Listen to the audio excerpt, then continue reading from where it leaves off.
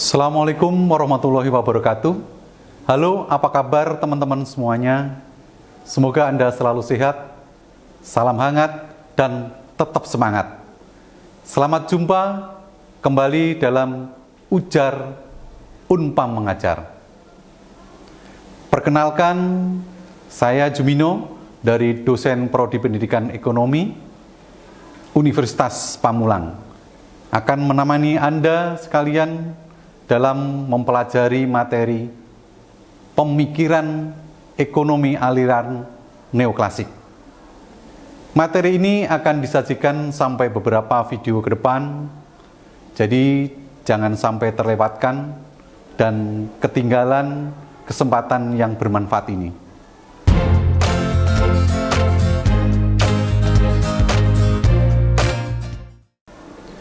Pada pertemuan kali ini, materi utama yang akan kita pelajari adalah pertama, yaitu munculnya pemikiran aliran neoklasik. Untuk yang kedua, yaitu perkembangan pemikiran aliran neoklasik dan berikut para tokoh-tokoh utamanya. Saudara sekalian, pembahasan pada kesempatan ini saya akan menjelaskan mengapa terjadi munculnya pemikiran-pemikiran neoklasik dan bagaimana perkembangan dari pemikiran para tokoh dalam memberikan argumentasi dan juga hasil pemikiran-pemikirannya. Mazhab neoklasik dengan mengubah sudut pandang ekonomi baik dari teori maupun dalam metodologinya.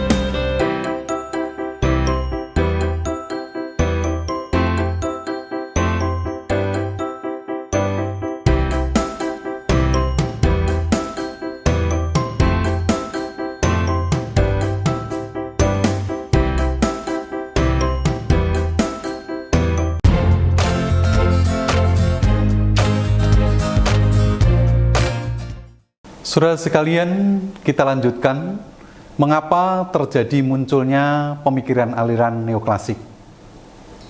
Perlu jawaban.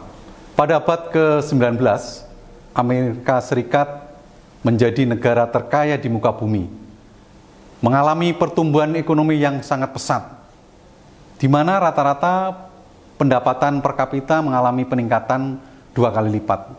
Meskipun jumlah penduduk naik hampir 10 kali lipat. Dalam kondisi tersebut, di tahun 1883, saat Karl Marx meninggal, banyak bukti menunjukkan bahwa upah subsisten dari Malthus, Ricardo, dan kelompok klasik yang juga disepakati oleh Karl Marx dari sosialis ilmiah ternyata keliru total. Kenapa hal ini? Karena sistem kemakmuran universal ala Adam Smith mulai memenangkan pertarungan kembali, meskipun ekonomi industrial mengalami kemajuan. Namun teori ekonomi menemui jalan buntu, karena ekonomi aliran klasik tidak mendapatkan dukungan di Prancis, hingga profesi ekonomi dianggap begitu rendah, sampai-sampai para profesor Jerman menolak ide adanya teori ekonomi, bahwa doktrin neoklasik bukan hanya ditinggalkan, Akan tetapi juga setiap upaya analisis teoritis tidak dipercayai. Jika kapitalis hendak bertahan dan berkembang, maka memerlukan epistemologi yang baru, sebuah terobosan dalam teori ekonomi. Yaitu ilmu ekonomi memerlukan suntikan baru sebuah teori yang bisa menjelaskan bagaimana semua kelas akan memperoleh keuntungan, baik pemilik tanah kapitalis maupun buruh dan juga semua konsumen mendapat manfaat. Saudara sekalian, teori-teori yang dikembangkan oleh Marx dan Engels mendapat banyak tanggapan dari para ekonomi dan para ekonom pada waktu itu, baik dari kaum sosialis sendiri maupun dari kaum liberalis kapitalis. Jadi pemikir-pemikir ekonomi dari kaum liberalis itu kemudian memasukkan ke dalam suatu kelompok pemikir ekonomi tersendiri yang disebut mazhab neoklasik. Kita lanjutkan berkaitan dengan karena analisis yang dibuat Marx untuk meramal keruntuhan kaum kapitalis, bertitik tolak dari nilai kerja dan tingkat upah, maka para pakar neoklasik mempelajari kembali secara mendalam. Contohnya William Stanley Gifford, Leon Walras, Karl Menger, Alfred Marshall, dan juga Gossen. Jadi teori tersebut kembali dikaji sehingga mereka mendapat kesimpulan yang sama bahwa teori surplus value atau nilai surplus Marx tidak mampu menjelaskan secara tepat tentang apa? Nilai komoditas modal. Pakar-pakar tersebut di dalam membahas ramalan Marx menggunakan konsep analisis marginal atau disebut juga marginal analisis atau marginal revolution. Pada intinya konsep ini merupakan pengaplikasian kalkulus diferensial terhadap tingkah laku konsumen dan produsen, serta penentuan harga-harga di pasar. Teori tersebut menghidupkan kembali ilmu ekonomi, terutama klasik yang hampir mati saat itu. Kenapa? Karena para pakar tersebut dinamakan aliran neoklasik, atau dapat juga disebut juga aliran marginalis, karena mereka mengembangkan konsep ekonomi menggunakan analisis marginal. Saudara sekalian, teori nilai tidak lagi didasarkan pada nilai tenaga kerja atau biaya produksi, tetapi telah beralih pada kepuasan marginal atau disebut juga marginal utility. Nah, pendekatan tersebut merupakan pendekatan yang baru dalam teori ekonomi. Selanjutnya, Gossen telah memberikan sumbangan di dalam pemikiran ekonomi yang kemudian disebut sebagai hukum Gossen pertama dan hukum Gossen kedua. Hukum Gossen pertama menjelaskan bahwa tambahan kepuasan atau marginal utility dalam mengkonsumsi suatu barang akan makin menurun jika barang tersebut dikonsumsi dalam jumlah yang makin banyak, atau bisa dikatakan law of diminishing marginal utility. Sedangkan hukum Gossen kedua menjelaskan ketersediaan sumber daya selalu terbatas secara relatif untuk memenuhi kebutuhan manusia yang relatif tidak terbatas juga. Pada tahun 1871, hukum Gossen kemudian diperkenalkan ke seluruh dunia melalui sebuah buku teori politik ekonomi, Theory of Political Economy, edisi kedua karya William Stanley Gifford, seorang ahli ekonomi dan statistik berkebangsaan Inggris mereka, yang sebelumnya pada tahun 1870 buku dan pemikiran Gossen tersebut baru mendapatkan pengakuan dan penghargaan oleh Gifford, Menger, dan juga Walras. Sejak itulah konsep marginal sering diakui sebagai kontribusi utama dalam mazhab Austria, yang termasuk aliran neoklasik.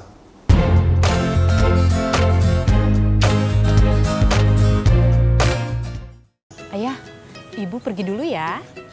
Arisan sih emang seru, tapi resiko berkerumunnya itu loh. Walaupun sudah divaksinasi, protokol kesehatan kudu tetap dijaga. Benar, hindari kerumunan. Ingat protokol kesehatan.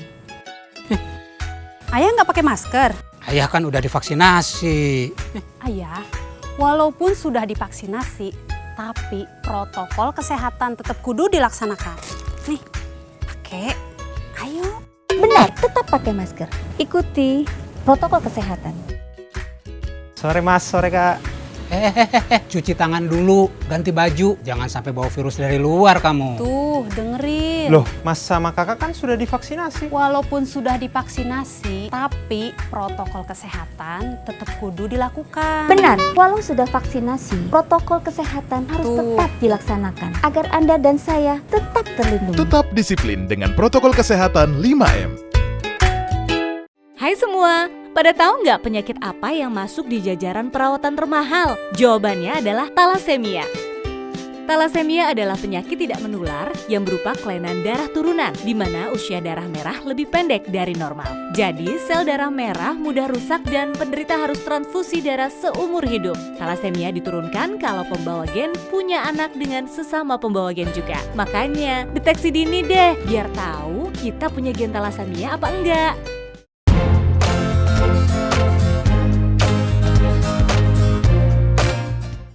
Saudara sekalian, selanjutnya saya akan bahas berkaitan dengan perkembangan pemikiran aliran neoklasik.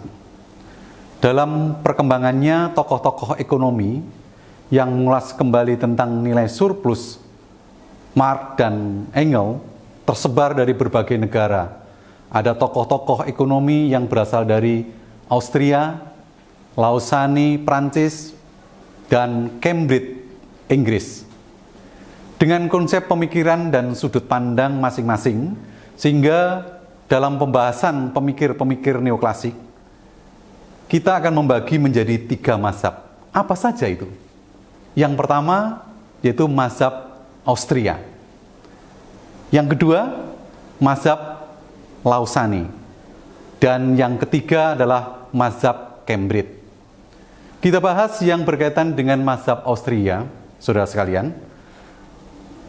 Mazhab Austria adalah kelompok pemikir ekonomi yang berasal dari Universitas of Vienna atau Austria yang mendukung dan memakai konsep marginal, di mana Universitas of Vienna dianggap sebagai pusat pendidikan, juga pusat politik, kultural, dan intelektual di Eropa Timur, ilmuwan, filosof, dan juga ekonomi besar yang kreatif. Secara revolusi yang terjadi di sana melalui Karl Menger mendirikan mazhab ekonomi Austria. Sebuah aliran yang memfokuskan pada perilaku individu, entrepreneurship, nilai subjektif, dan peran waktu serta kapital proses pasar. Banyak konsep Austria seperti utilitas marginal, biaya peluang, dan preferensi waktu kini telah dimasukkan ke dalam analisis ekonomi standar. Saudara sekalian, di mana mazhab Austria menyelamatkan Adam Smith dan model kebebasan alamiahnya melalui 3 cara. Apa saja? Yang pertama, asal-usul nilai konsumen. Karena peran konsumen dalam menentukan aktivitas produktif yang sangat menentukan struktur dan harga proses produksi adalah permintaan akhir, akan tetapi bukan waktu kerja atau biaya produksi. 1. Utilitas atau biaya marginal, harga dan biaya ditentukan pada marginal atau selisih dengan keuntungan biaya marginal. Untuk apa? Pembeli dan penjual. Analisis marginal membentuk basis mikroekonomi modern. Nilai subjektif Karl Menger dan pengikutnya menggunakan bahwa sepenuhnya tergantung pada keinginan konsumen dan produsen. Bahwa upah, bunga, dan profit ditentukan oleh penilaian subjektif dari konsumen dan pengguna. Jadi, biaya tidak pernah tetap dalam jangka panjang. Pada intinya, mereka memerlukan visi ekonomi Smith dan sistem kapitalis. Dengan demikian, melalui Karl Menger kemudian mendirikan sebuah aliran pemikiran baru atau revolusioner yang berdampak luas terhadap makroekonomi. Melalui apa? Melalui struktur waktu dan model produksinya. Dan mikroekonomi melalui apa? Permintaan subjektif dan analisis marginal. Saudara sekalian, untuk selanjutnya akan saya bahas berkaitan dengan mazhab Lausanne.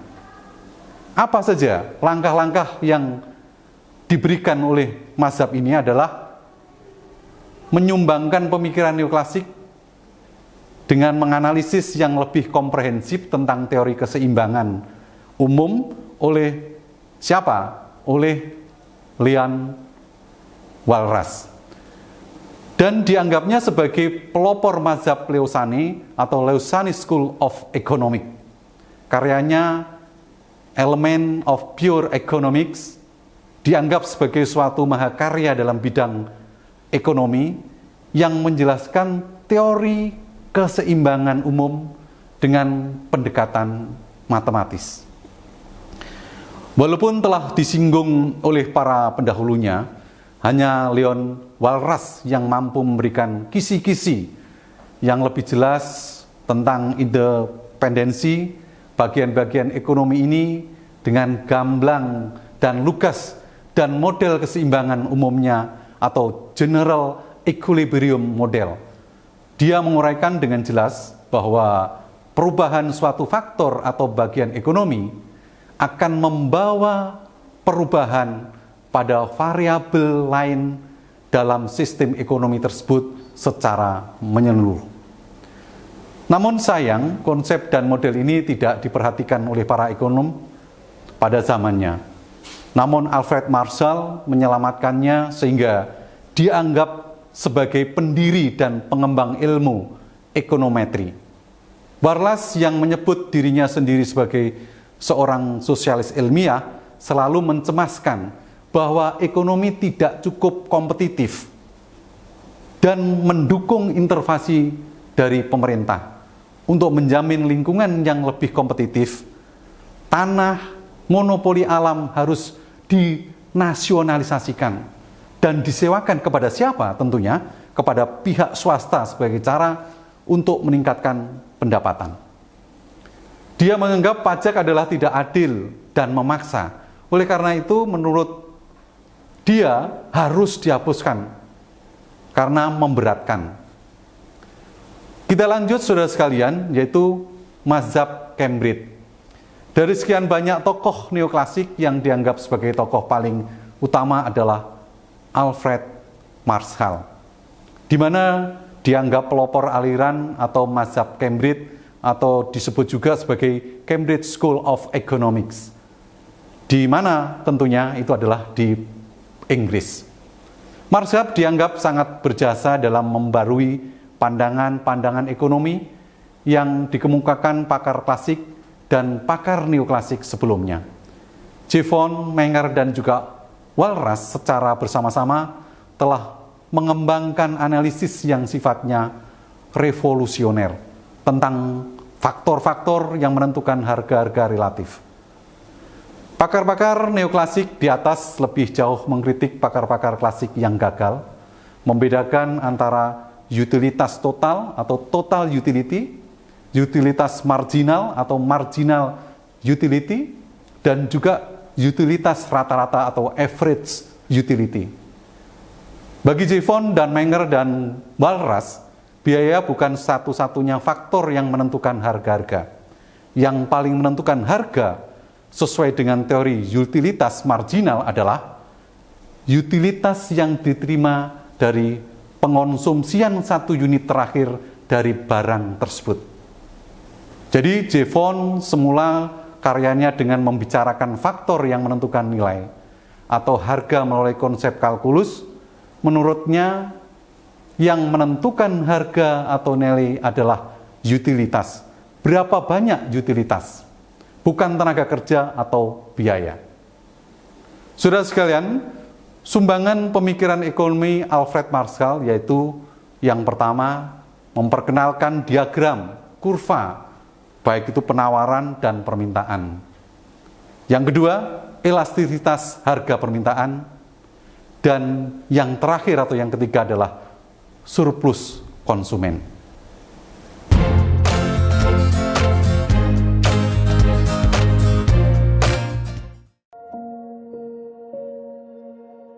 Apa yang dilaksanakan pemerintah saya dukung luar biasa, dan saya mengharapkan masyarakat kita seluruhnya divaksinasi. Soalnya saya yakin sekali dengan diberikan bantuan vaksinasi, senang sekali. Teman-teman semuanya ya, apalagi yang lansia, yang muda, itu kan wajib kita sebagai umat dan sebagai masyarakat, mari kita ikuti aturan vaksin itu baik. Saya sendiri sudah vaksin 2 kali. Saya sehat. Mari kita taklukkan pandemi COVID-19. Sukseskan vaksinasi, tetap disiplin protokol kesehatan terutama 3M. Memakai masker, menjaga jarak, dan mencuci tangan. Kesehatan pulih, ekonomi bangkit.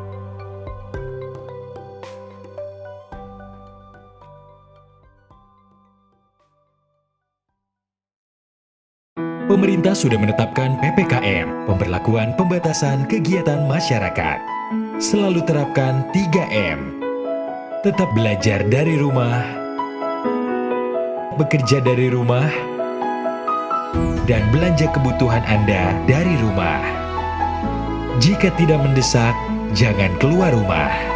Hindari kontak dengan orang lain. Sayangi diri Anda dan keluarga.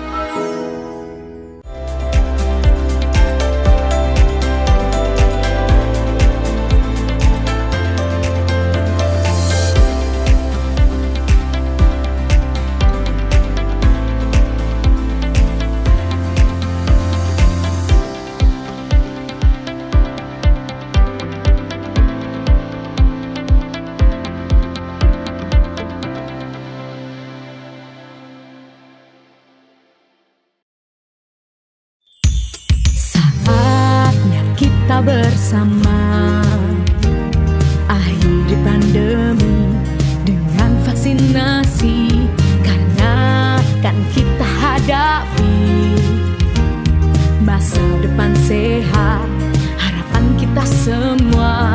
Jangan ragu, ayo bersama selamatkan negeri dengan vaksinasi.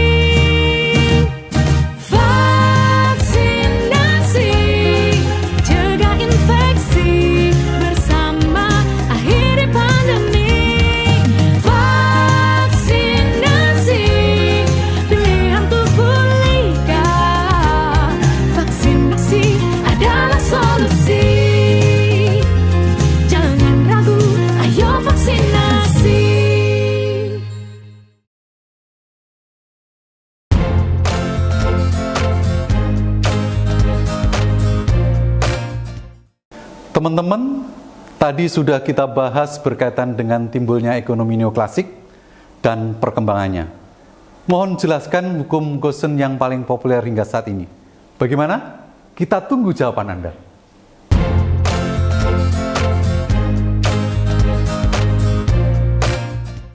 Saudara sekalian, dengan mempelajari pemikiran ekonomi aliran neoklasik, dapat digarisbawahi bahwa betapa pentingnya ilmu ekonomi untuk mensupport aktivitas atau kegiatan manusia dalam memenuhi kebutuhan hidup dan selayaknya sebagai makhluk sosial.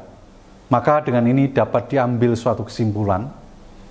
Yang pertama yaitu munculnya teori ekonomi neoklasik pada zaman tersebut disebabkan pertumbuhan ekonomi pada abad ke-19 sangat pesat sekali.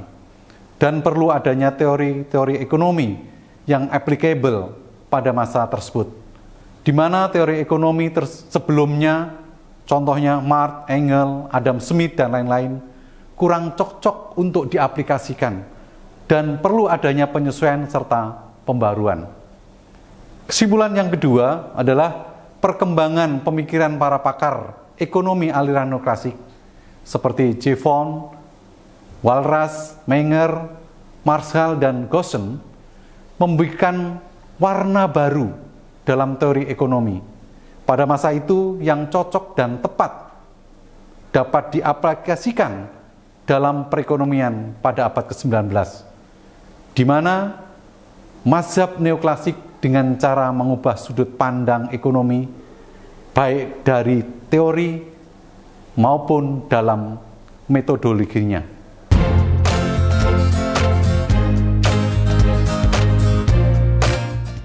Ibu pergi dulu ya. Arisan sih emang seru, walaupun sudah divaksinasi, tapi resiko berkerumunnya itu loh. Benar, hindari kerumunan. Ingat protokol kesehatan. Ayah nggak pakai masker. Ayah kan udah divaksinasi. Walaupun sudah divaksinasi, protokol kesehatan tetap kudu dilaksanakan. Benar, tetap pakai masker. Ikuti protokol kesehatan. Cuci tangan dulu. Kakak kan sudah divaksinasi. Tapi protokol kesehatan tetap kudu Kalau dilakukan. sudah vaksinasi, protokol kesehatan harus tetap dilaksanakan. Tetap disiplin dengan protokol kesehatan 5M. Saya Dr. Risa Broto Asmoro. Berikut tips menjadi wisatawan yang aman COVID-19 dan bertanggung jawab melindungi sesama. Pertama, selalu siapkan masker cadangan, hand sanitizer, dan tempat menyimpan masker sebelum berpergian. Kedua, ikuti protokol kesehatan yang diterapkan di tempat wisata yang kita kunjungi.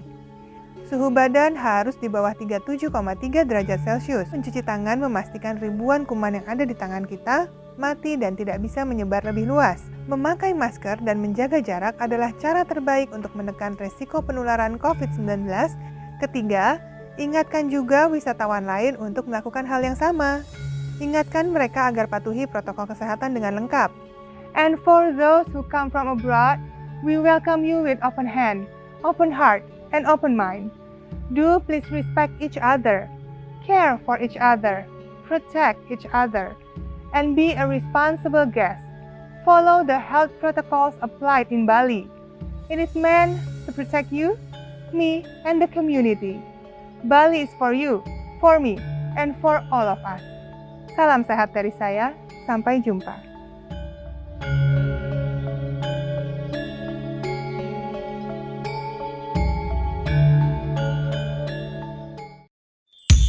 Saatnya kita bersama akhiri pandemi dengan vaksinasi, karena kan kita hadapi masa depan sehat, harapan kita semua.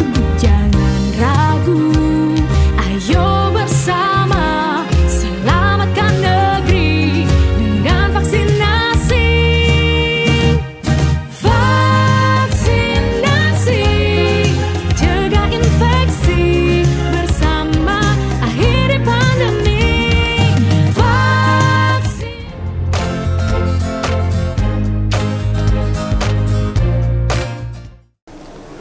Demikian yang dapat saya sampaikan. Terima kasih atas atensi saudara sekalian. Dan akhir kata, wassalamualaikum warahmatullahi wabarakatuh. Salam ujar.